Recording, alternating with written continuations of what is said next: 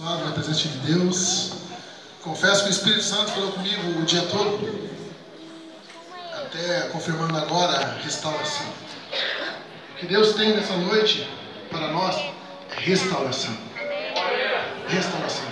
Nós somos treinados na nossa vida a ganhar, vencer, vencer, vencer, vencer. Mas chega um momento da vida que nós temos algumas perdas. E é tão difícil lidar com essas perdas. Às vezes desanima, às vezes você quer parar. Mas Romanos 8,18 diz assim, Paulo diz, que a aflição do presente não se compara com a glória que é de ser revelada. O apóstolo Paulo, sendo o homem que ele era, ele sentia aflições. A aflição faz parte da nossa vida. Mas eu venho te trazer uma palavra de esperança, de fé. Restituição. Deus vem restituir aqueles planos que você tanto sonhava, aquilo que de repente que parece que já não tem mais solução para você. Eu venho te dizer, o Deus da restituição está aqui nessa noite e Ele quer sarar as tuas feridas. Amém? Vamos fazer bem bonito que é para Jesus.